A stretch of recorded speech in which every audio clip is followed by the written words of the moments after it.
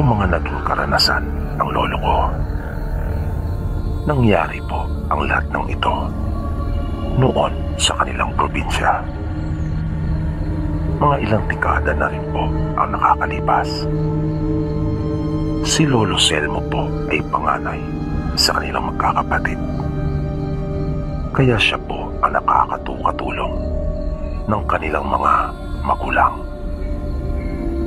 Ang isa sa pinagkakaabalahan ni Lolo Selmo noon ay ang pangunguha ng tambo. Ito yung ginugulay na tinatawag sa Tagalog na labong. Inuulam nila ito pagkaminsan, pero madalas ay kanya itong ibinibenta. Masipag si Lolo Selmo at nakatuon talaga ang kanyang atensyon sa pagtulong sa kanyang pamilya. Kaya naman mahal na mahal siya ng kanyang mga magulang at maging ng kanyang mga kapatid. At dahil sa madalas siyang makasama ng kanilang magulang sa mga gawain, kung kaya malimit siyang lumipat sa paaralan. Napakahirap kasi ng kanilang pamumuhay noon. Hanggang sa hindi na siya nakapagpatuloy pa ng pag-aaral. Hindi siya nakapagtapos kahit na elementarya. Ika-4 na baitang lang ang inabot niya. Minsan, habang nangunguha siya ng labong, ay bigla na lang nanindig ang kanyang mga balahibo sa hindi niya malamang kadahilanan. Nagpalingalinga si Selmo na pilit niyang inaalam kung bakit siya nakaramdam ng kakaibang kaba. Nang wala naman siyang nakitang ibang naroon, ay itinuunan niyang muli ang kanyang atensyon sa kanyang ginagawa. Pero laking gulat niya nang maagaw na muli ang kanyang pansin nang gumalaw ang isang bahagi ng mga sanga ng kawayan. At nakita niya ang isang tayo. Ang kasing kahulugan po ng hayop na ito sa Ingles ay giraffe. Kaya kinusot pa niya ang kanyang mga mata dahil sa hindi siya makapaniwala. Pagkat hindi naman likas yung ganong uri ng hayop sa kanilang lalawigan o baka nga kahit saang panig pa ng ating bansa. Kaya lumakas na lalo yung kabang una niyang naramdaman. Alam na niya sa kanyang sarili kung bakit siya nakaramdam ng ganong takot. At alam din niya na hindi totoo yung kanyang nakikita. Iyon ay isang engkanto. Kaya nagmamadali niyang isinilid na sa sako yung kanyang mga napanguha at mabilis na nilisan yung lugar. Kinagabihan noon ay nilagnat si Selmo na nang asikasuhin siya ng kanilang ina ay nalaman nila kung gaano kainit ang kanyang katawan. Nag-alala sila at nang sumapit ang ating gabi ay nakaramdam sila ng tila nagkakaingay ng mga hayop sa labas ng kanilang bahay. At bigla na lang nag-iba ang timpla ng panahon. Para bang mayroong parating na unos. Umihip ang napakalakas na hangin. At nagsimula ng magsalita si Selmo ng mga bagay na hindi nila maunawaan. Natutulog ito at kita nilang nakapikit pa ang mga mata. Pero patuloy itong nagsasalita at sinasabing mayroong gustong kumuha sa kanya. Napaiyak na noon ang kanyang ina dahil sa wala silang anumang ideya sa kung ano pa ang totoo nangyayari sa kanya. Paulit-ulit silang umusal ng panalangin at nakiusap na sana ay malampasan ni Selmo ang kung anong panganib na nakaamba sa kanya noong mga oras na iyon. Maging mga sinasabi ni Selmo na gustong kumuha sa kanya ay kanila ding pinakiusapan, kahit pa hindi nila nakikita ang mga ito, na hindi nga nila alam sa kanilang mga sarili kung naririnig ba sila ng mga sinasabing nilalang ni Selmo. Hindi nila iniwan si Selmo kahit na isang sandali. Nanatili sila sa tabi nito. Ipinaramdam nila ang kanilang pagmamahal sa kanya hanggang lumipas ang halos 3 oras na nagpatuloy ang mga ganong tagpo. Pero unti-unti nilang naramdaman na tila humuhupa na yung kaguluhan sa labas ng kanilang bahay. Maging yung mga ingay na nililika ng mga hayop ay dahan-dahan na ring humihina hanggang sa tuluyan na iyong maglaho. At nakita nilang pumayapa na rin si Selmo at mahimbing na itong natutulog. Kinaumagahan, matapos makaalis ng kanyang mga kapatid para pumasok sa paaralan, ay siya namang pagkakataon na nagising na rin si Selmo. Pinaganda siya ng kanyang ina ng almusal. Sila na lang dalawa ang naiwan doon sa kanilang bahay dahil nagpunta na rin sa bukid ang kanilang ama. Nang maupo na siya sa harap ng kanilang hapagkainan, ay kanya pang sinapo ang ulo dahil sa nakaramdam pa siya ng pananakit noon. Parang napakabigat ng kanyang pakiramdam na paminsan-minsan ay kumikirot. Kaya muling nag-alala ang kanyang ina at pinayuhan siya na huwag na munang gumawa ng kahit na ano at magpahinga. Pero bago sumapit ang tanghali, ay nakita niyang inaayos ni Selmo yung kanyang mga ginagamit na panghuli ng hipon at lalangka. Kaya tinanong siya ng kanyang ina kung bakit bumangon na ito at kung ayos na raw ba ang kanyang pakiramdam. Umiti si Selmo at sinabing na wala na ang pananakit ng kanyang ulo at magaan na ang pakiramdam. Kaya natuwa naman ang kanyang ina nang marinig ang kanyang mga sinabi.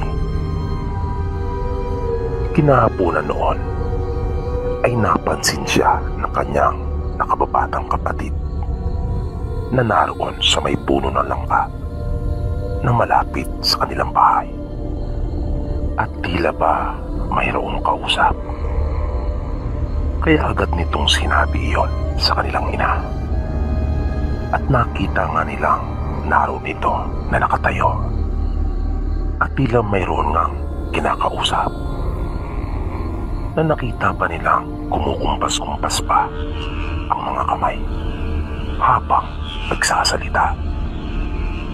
Kaya naibulalas ng kanilang ina ang katagang Sos Mariosep.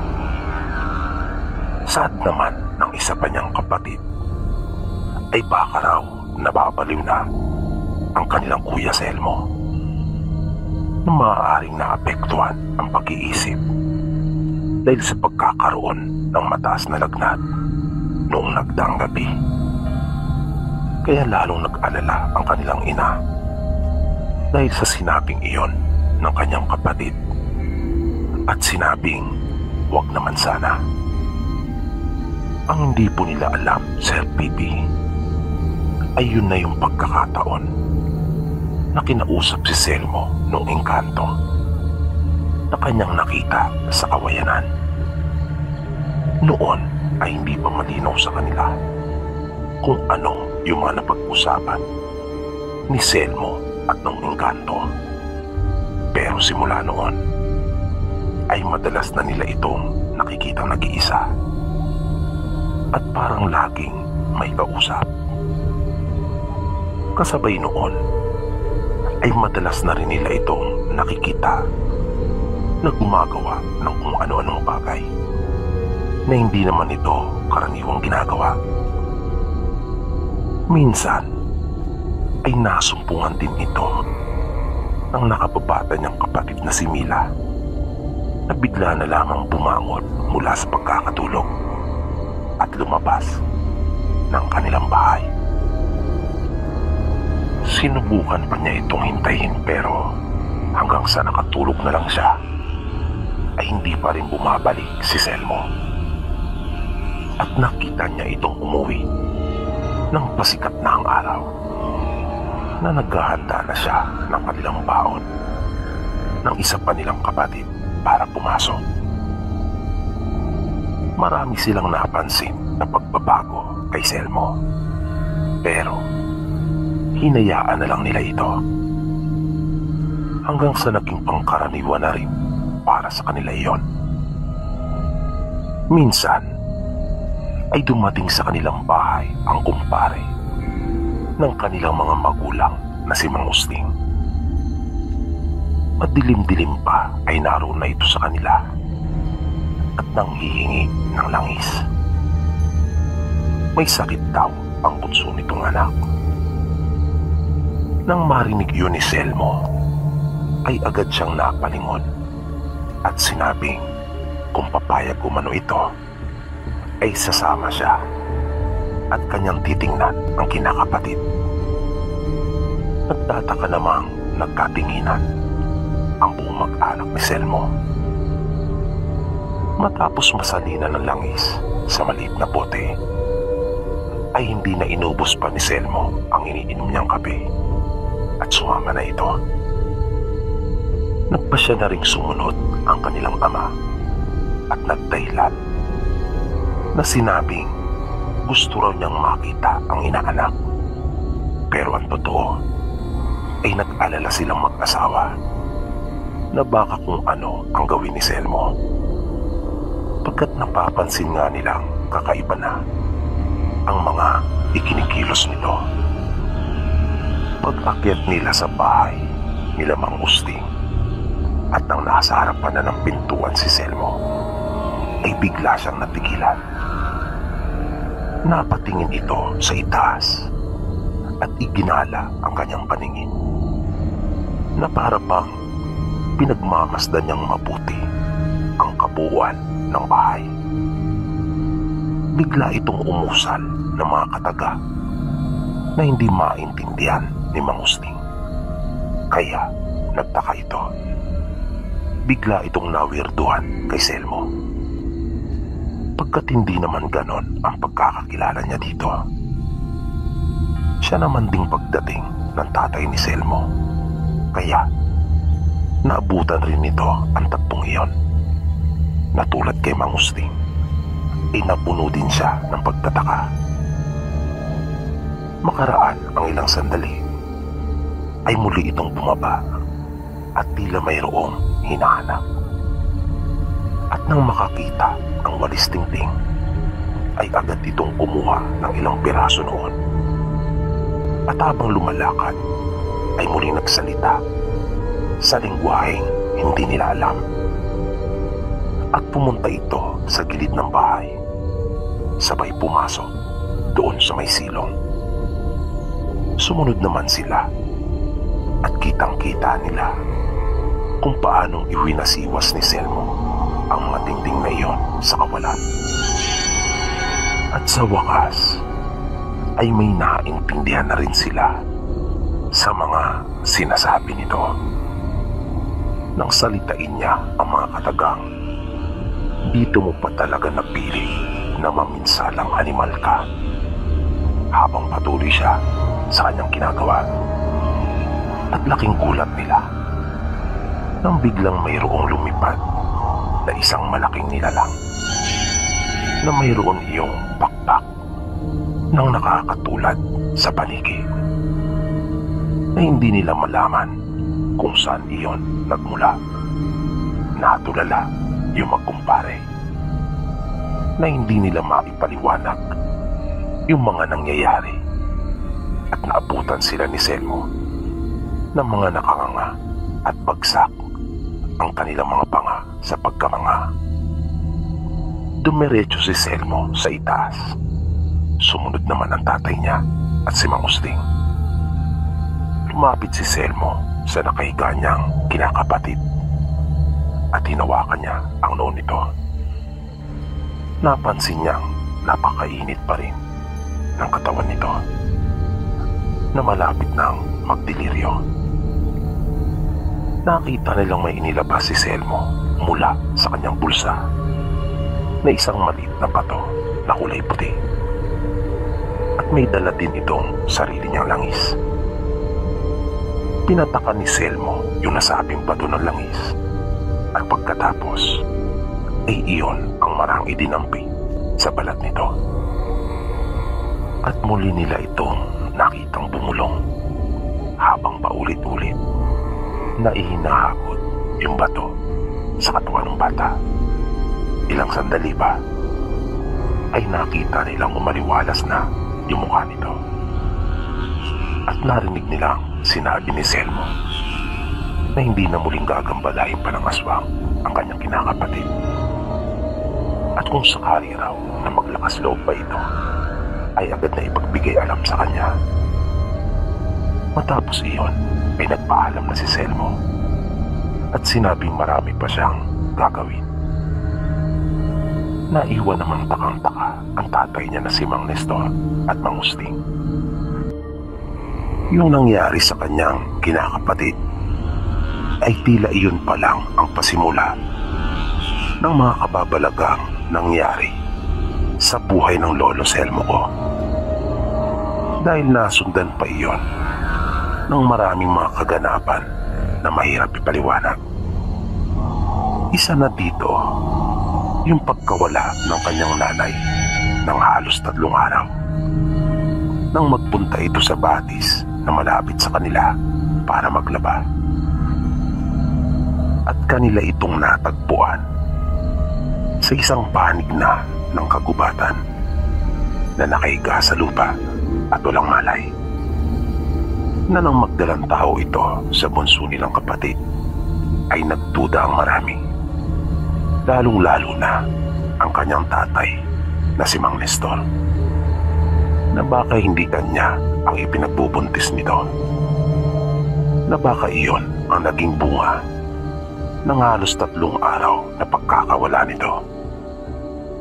Pero kung sino ang may gawa, iyon ang naging palaisipan para sa kanya. Ngunit hindi para kay Selmo, dahil alam niya kung ano ang nangyari sa kanyang ina, dahil na rin sa kakayahang taglay niya. Ngunit nanatili lamang siyang tahimik. Ayaw niyang iyon ang maging mitya ng pagkawasak ng kanilang pamilya, na tiniis na lang niya yung mga masasamang salita na kanyang naririnig, pati na yung mga paratang at panghusga ng iba nilang kababaryo sa kanyang ina. Dahil kung sasabihin naman niya, ay kanya ring naisip na baka pagtawanan lang siya at sabihin na babaliw na, o kaya naman naghahanap lamang siya ng may dadahilan. Dahil ang duda talaga ng mga kababaryo nila ay may kalaguyo ang kanyang ina, at sumama ito doon sa lalaki ng 3 araw. Pero paano ba niya ipapaliwanag sa mga taong mahiling magdunong-dunungan na akala mo ay nalalaman na ang lahat ng bagay dito sa mundo? Paano niya sa kanilang ipapaliwanag na ang kanyang ina ay biktima ng masamang engkanto, na dinukot ito at pinagsamantalaan. Kaya nga nang ipanganak yung kanilang bunsong kapatid, ay lalo niyang napatunayan na engkanto nga ang siyang may gawa noon. Dahil na rin sa kakaibang mga katangian nito kumpara sa kanilang magkakapatid. Gusto niya sanang gumanti at bigyang katarungan ang nangyari sa kanilang ina. Pero mas minabuti niyang pigilin ang sarili para na rin sa bunso nilang kapatid. Naisip niyang wala namang kinalaman ito, at kahit ano pang mangyari ay kadugo niya ito, dahil na rin sa dugo at laman ito ng kanilang ina. Hindi doon nagtapos ang mga kababalagang naranasan ni Lolo Selmo. Minsan ay napakiusapan siyang suriin ang isa nilang kababaryo. Hinala kasi nito ay aswang ang may kagagawan ng biglaang pagkakasakit ng kanyang asawa, at mayroon na rin silang pinaghihinalaan. Kwento nila kay Selmo, humihiram umano ng pera yung kanilang kalapit na ilang buwan pa lamang umanong naninirahan sa lupang pinabantayan nito. Kung kaya hindi nila ito lubusan pang nakikilala, dahil doon ay hindi nila ito pinahiram. Nagdahilan sila na maging sila man ay gipit din. At simula noon ay may nararamdaman na siya at ang kanyang asawa tuwing gabi, na parang mayroong nasa kanilang bubungan, na makaraan lang ang 2 gabi ay nagkasakit na ito. Palibhasa ay pareho ng matanda, kung kaya wala silang kakayahan. Kaya naisipan nilang hingin ang tulong ni Selmo. Kung may iilan kasi na hindi naniniwala doon sa kanilang lugar, ay marami pa rin naman ang naniniwala sa kakayahan ni Selmo. Lalo na sa mga napagkwentuhan ng kumpare ng tatay niya na si Mang Usting. Dahil sa nakita nito ang buong pangyayari nang aswangin ang bunso niyang anak. Nang magpunta si Selmo sa bahay ng mag-asawang matanda, ang tanging dala lang niya ay isang bagakay. Iyon ang kanyang gagamiting sandata laban doon sa pinaghihinalaan nilang aswang na siyang gumagambala sa kanila tuwing gabi. At siya rin nagbigay ng karamdaman sa matandang babae. Kaya patakip silim pa lang ay naroon na si Selmo at inabangan ang muling pagdating ng aswang. Doon na rin siya pinakain ng hapunan ng mag-asawa. Habang nasa harap sila ng hapagkainan ng matandang lalaki, ay nakarinig na si Selmo ng mga pagkaluskos. At narinig na rin nilang dumaing yung asawa nito na nakaratay sa banig. Marahang tumayo si Selmo sa kanyang pagkakaupo at agad na dinampot ang kanyang sibat at tinungo ang pinto. Dahil naman sa kuryosidad ng matanda ay sumunod ito. Naramdaman ni Selmo na tila umakyat na iyon sa bubungan. Malakas ang kutob niyang, tama nga, ang hinala ng mag-asawa. Isa nga iyong aswang. Pagkat nararamdaman niya ang maitim na kapangyarihan noon, naging maingat si Selmo. Ayaw niyang mabulabog yung aswang. Kaya iniwasan niyang lumika ng kahit anumang ingay.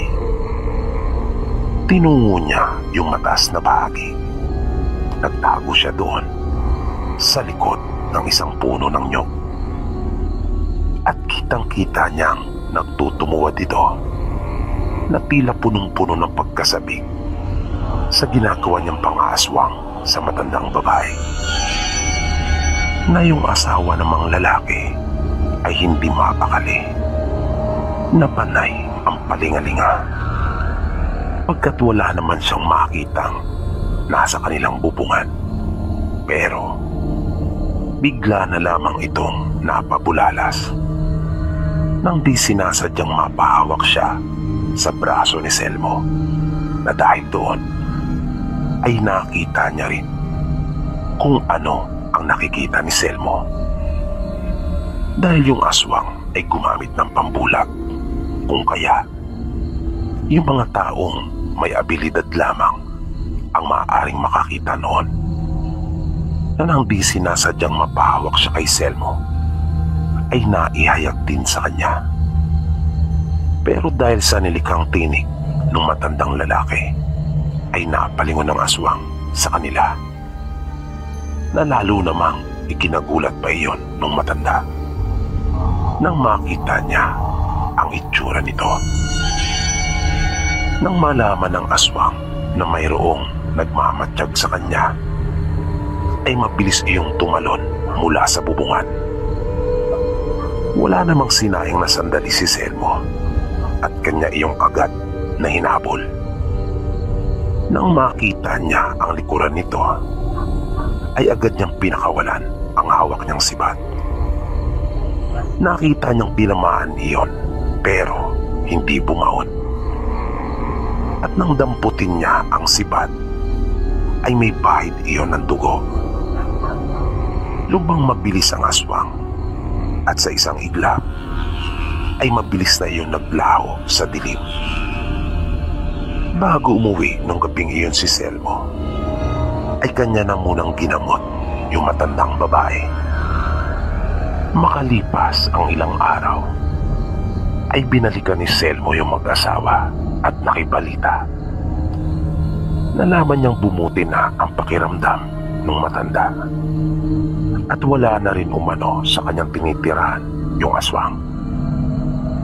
Nagbalik na raw ito sa kanilang lalawigan nang idinahilan ay ipagagamot umano ang kanyang karamdaman.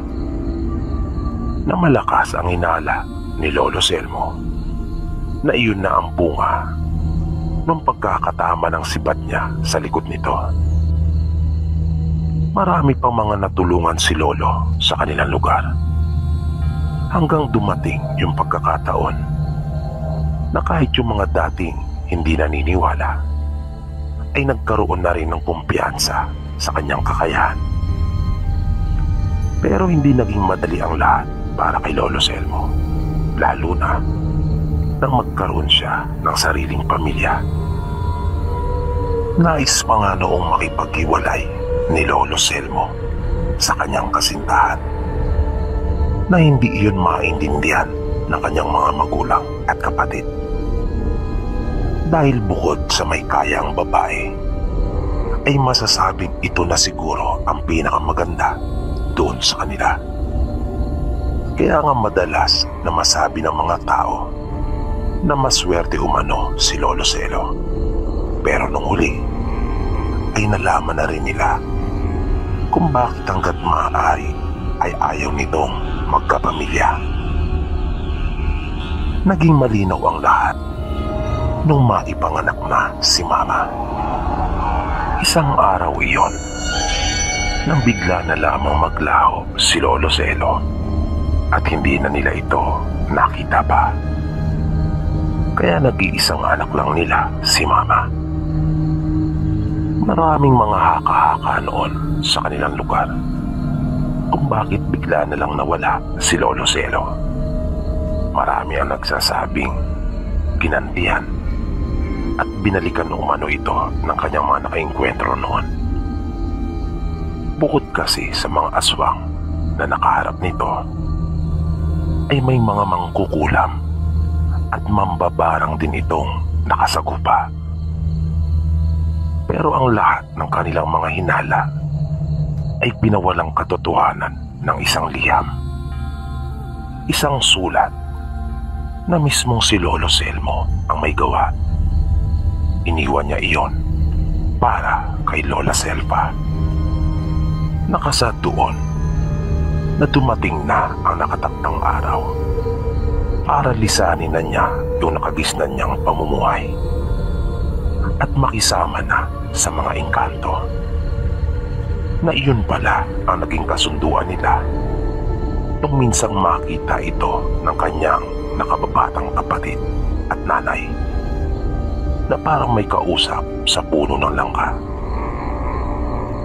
Pinagbigyan lang umano sila ng mga engkanto nang minsang hilingin ng mga magulang ni Lolo Selmo na huwag siyang kunin nung mismong gabing magkasakit ito at apoy ng lagnat.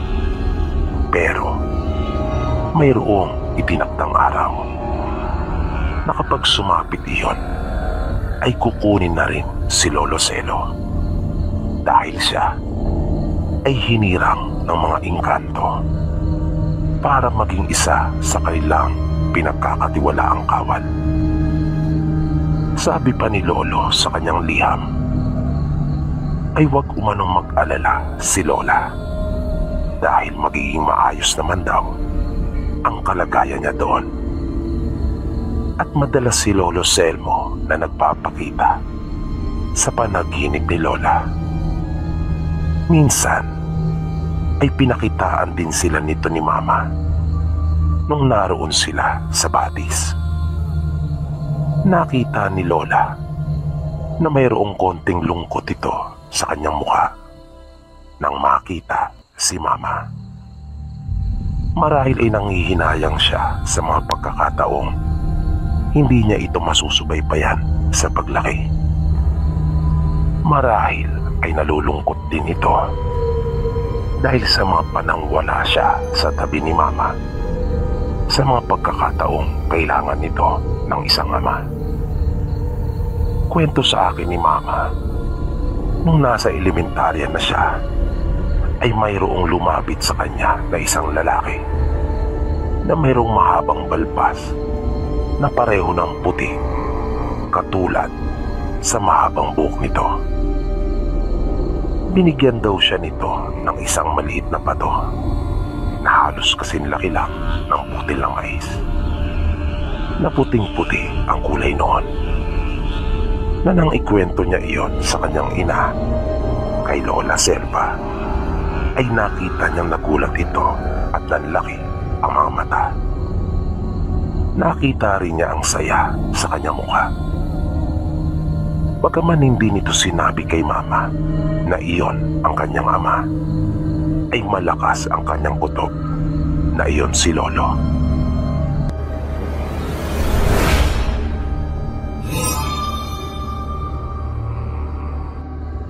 Mayroon din po akong karanasan na nais kong ibahagi sa inyo. Nangyari po ito mga mahigit 1 dekada na rin ang nakakalipas. Ito po'y naganap nung nakatira ako sa bahay ng kapatid ni nanay na si Auntie Presi.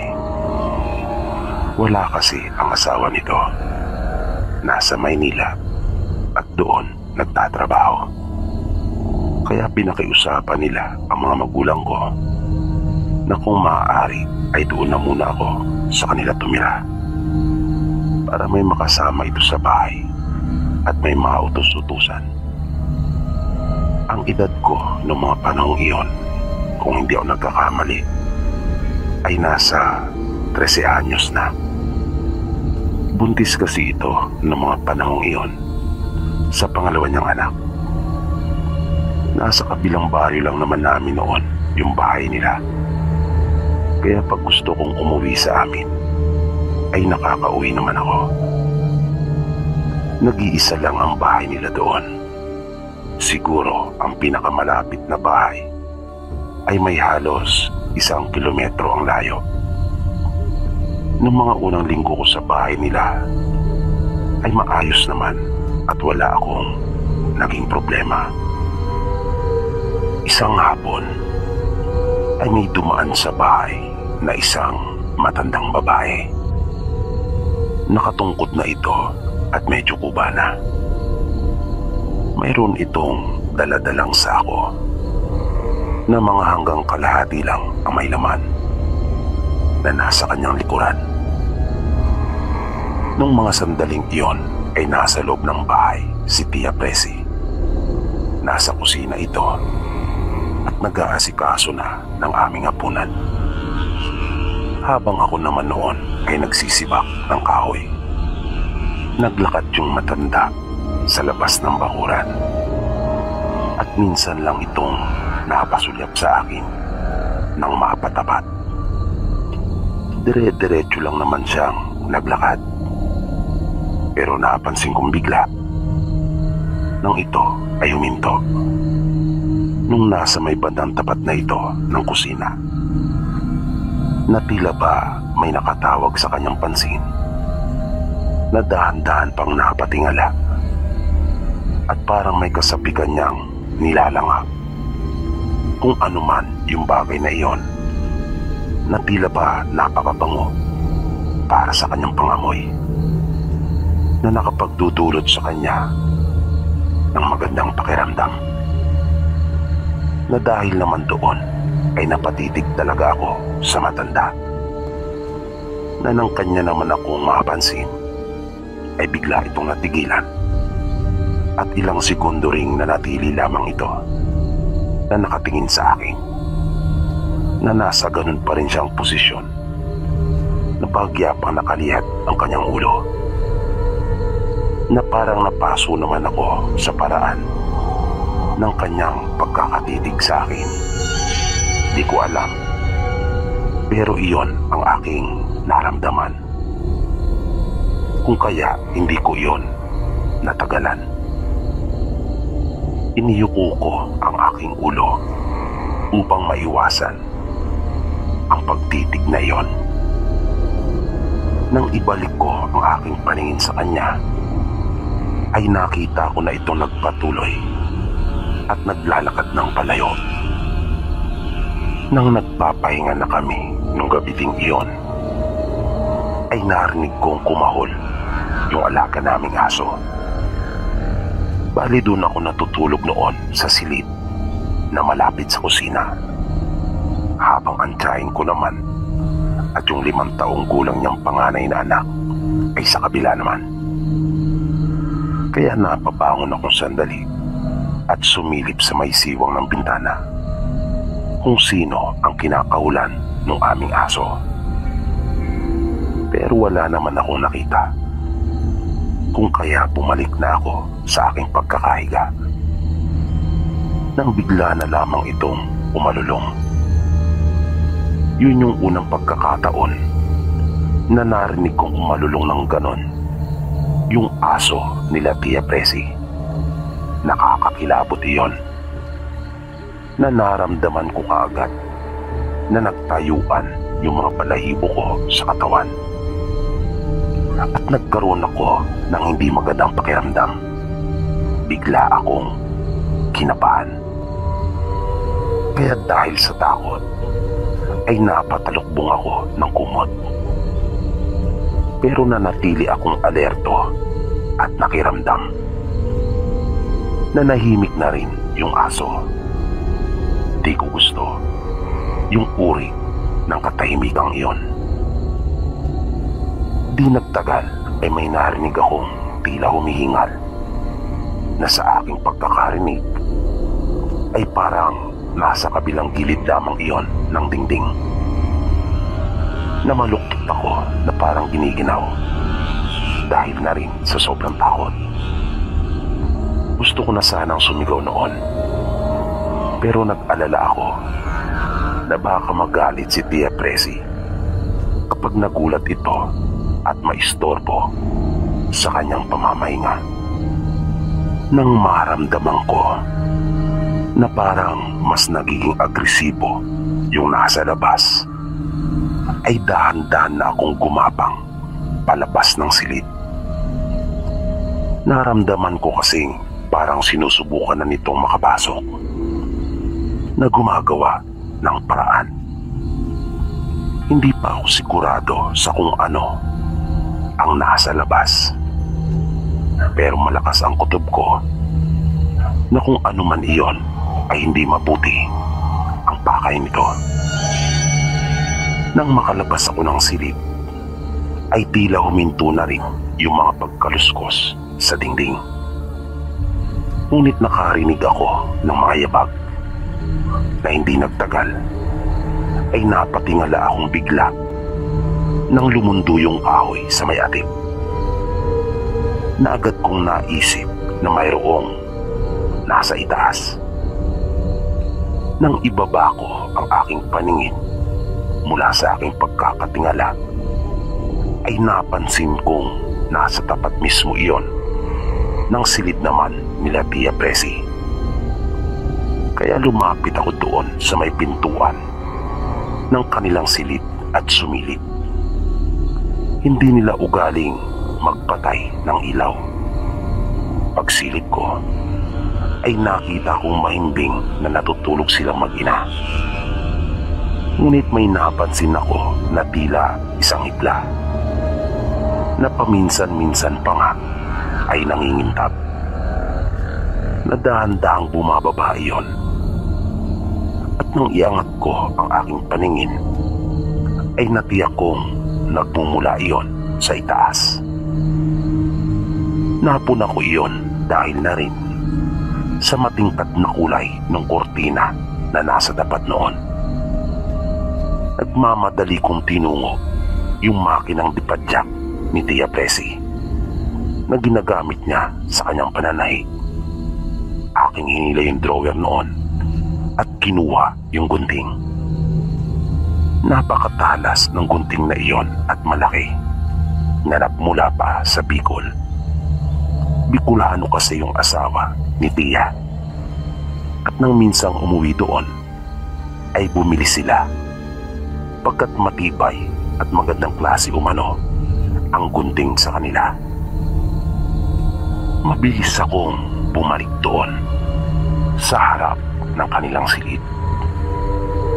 Nang minsan pa akong sumilip, ay nakita kong sasayad na yung dulo noon sa tiyan ng tiyahin ko. Kaya aking sinungkit yung pinakasara ng kanilang pinto at pumasok na ako. Mabilis kong ginupit yung hibla na iyon at narinig ko ang isang malakas na pagsigaw doon sa itaas. Natakot ako sa aking narinig. Maging ang tiyahin ko ay nagising na rin dahil sa malakas na sigaw na iyon. At naramdaman kong tila nagmamadali yung nasa may bubong. Mabilis ito na gumagalaw dun sa itaas upang bumaba. Nanaharinig ko pa yung malakas na tunog noon matapos na tumalon.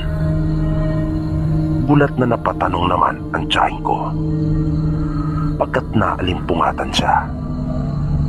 Sinabi kong mayroong nasa bubungan at nakakita ako ng hibla na bumababa at nakatapat sa kanyang tiyan, na naagaw yung atensyon namin pareho nang makakita kami ng usok. Pagtingin namin sa sahig, ay nakita namin yung hugis dila na naabo. Nang bigla akong nagising at napaupo mula sa aking pagkakahiga, nang makarinig ako ng isang napakalakas na pagsigaw.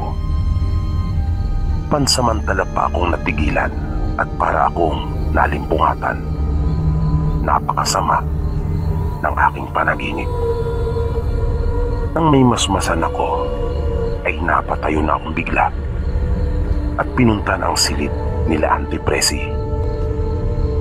Nag-alala ako kung bakit ito napasigaw.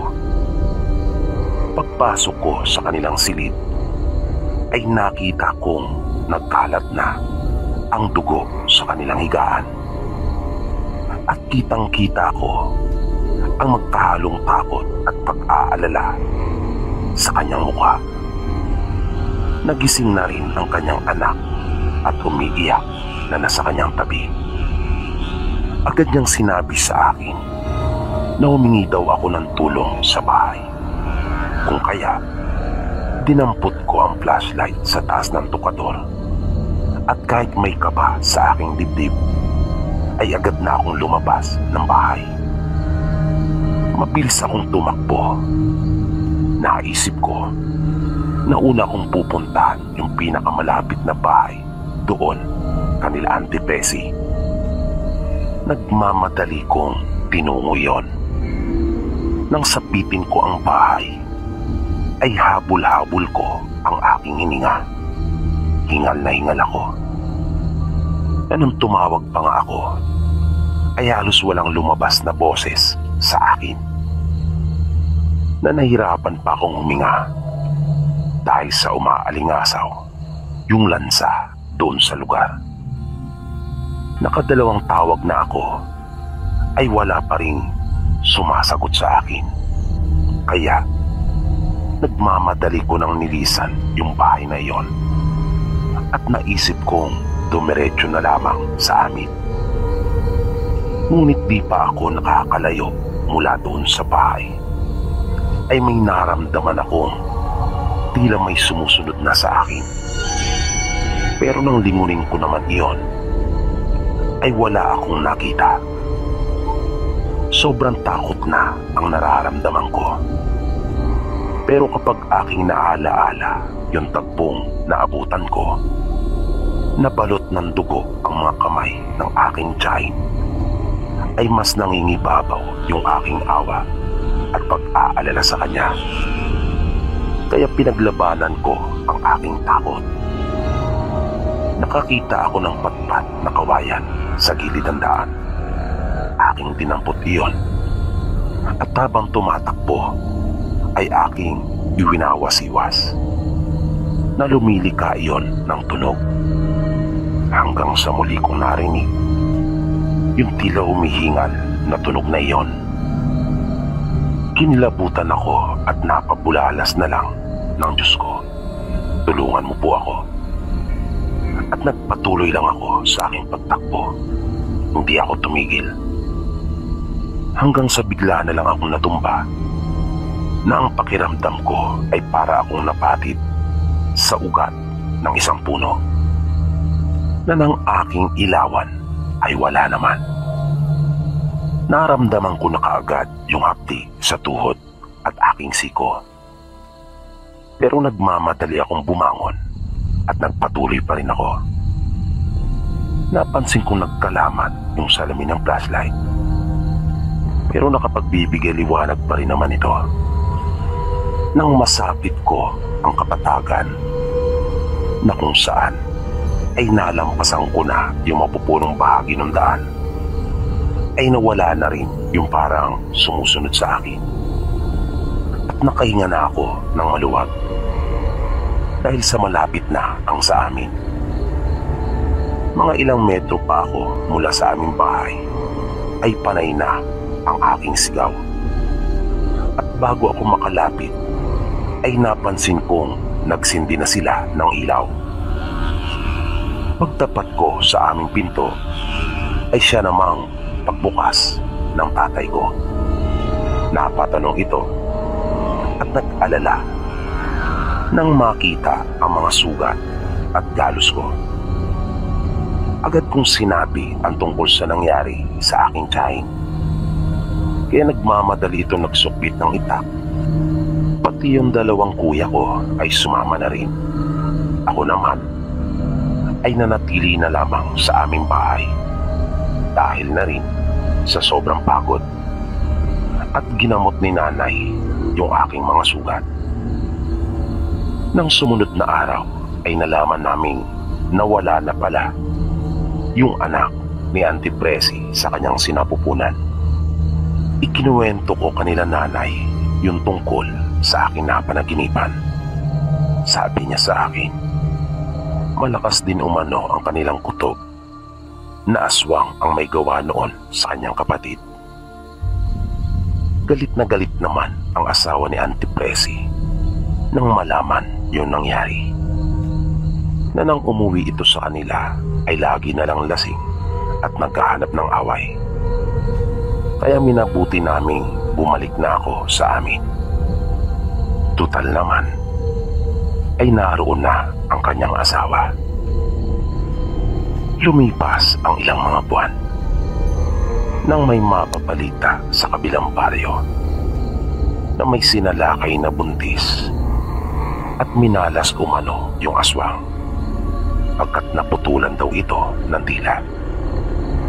Na hindi nagtagal ay nalaman na rin namin kung sino ang tiktik na ng aswang sa kapatid ni nanay.